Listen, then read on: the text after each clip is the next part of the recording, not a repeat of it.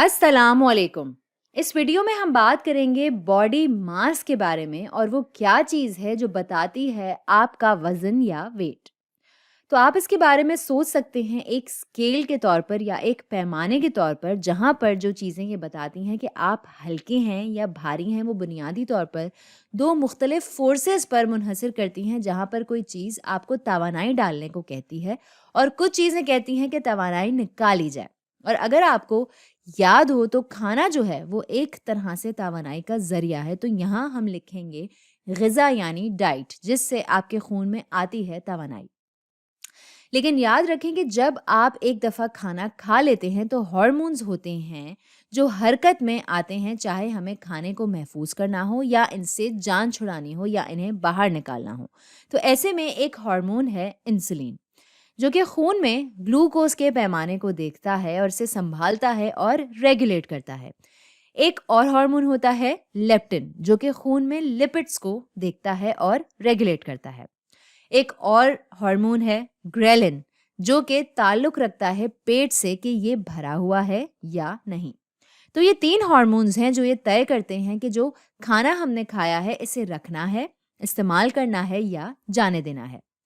अब वो चीज़ें जो हम करते हैं जिसमें हम तवानाई को खारिज करते हैं या निकाल देते हैं या इन्हें इस्तेमाल करते हैं, इनमें आती हैं बेसल मेटाबॉलिक रेट जैसी चीज़ें, या वो तवानाई जो हम निकालते हैं कुछ ना करते हुए या जब हम रेस्ट हालत में होते हैं। तो एक आम आदमी में ये होती हैं 2000 कैलोरीज एक दिन में।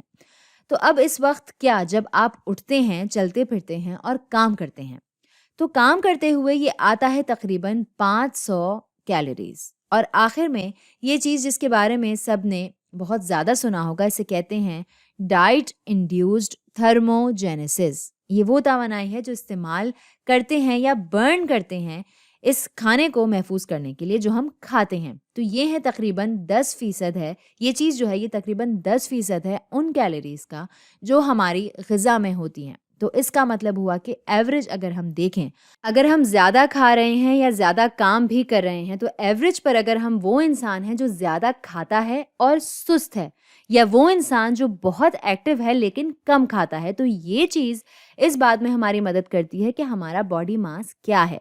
लेकिन एक चीज़ जो मैं बनाना चाहती हूँ वो ये कि इन चीज़ों में हार्मोन्स का क्या असर हो सकता है, इस बात को बताने में या डिटर्मिन करने में कि हमारा बॉडी मास ज़्यादा है या कम है। और इसकी सही मिसाल माउस एक्सपेरिमेंट है। इसमें 3 चूहे जो हैं इन पर तहकीक की गई वक्त के साथ साथ। तो पहला वाला जो है यहाँ एक आम सा चूहा था, इसमें जेनेटिकली जो मसला इन दोनों में है, बाकी दोनों में है, वो इसमें नहीं था। ये बिल्कुल नॉर्मल है, बिल्कुल ठीक है। ये बाकी 2 जो हैं इनमें कुछ खासियत थी, जेनेटिकली कुछ कमियां थी। इसे कहते हैं नॉक्ड आउट। तो यहाँ हम लिखेंगे KO।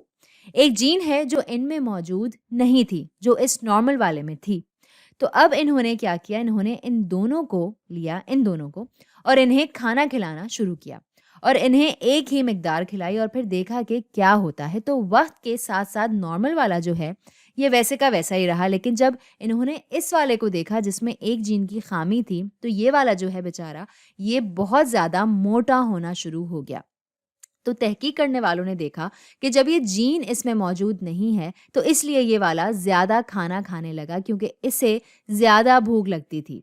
अब एक अजीब सी बात ये थी कि जब इन्होंने वही स्ट्रेन लिया इस चूहे का जिसका बिल्कुल वही जीन नॉक्ड आउट था, यानी वो जीन नहीं थी, मौजूद नहीं थी, नॉक्ड आउट थी जो इसकी थी, और फिर इसको भी खिलाया और फिर इसमें इंजेक्ट किया सीरम नॉर्मल वाले चूहे का या इंजेक्ट किया खून नॉर्मल वाले का, तो फिर इन्होंने देखा कि ये वाला बिल्कुल इस नॉर्मल वाले की तरह लगने लगा। तो इससे ये पता चला कि जो जीन मौजूद नहीं थी या जिसकी कमी थी वो जीन कोड करती थी लेप्टिन हार्मोन के लिए। लेप्टिन वो हार्मोन है जो होता है फैट टिश्यू में या एडिपोज टिश्यू में, जो जाता है हाइपोथैलेमस में और बताता है कि अब हमें भूख नहीं लगी। तो वो चूहा जिसमें लेप्टिन वाली जीन नहीं है वो बेचारा खाता ही चला जाएगा और हर वक्त भूखा ही रहेगा। तो ये चीज़ बहुत अहम है कि हमारे खून में सारे सही हार्मोन्स मौजूद हों जो कि हमारे दिमाग को सही तरह हर चीज़ बताएं और हमारे बॉडी मास को सही तरह से रेगुलेट कर पाएं। تو آج کے لیے اتنا ہی.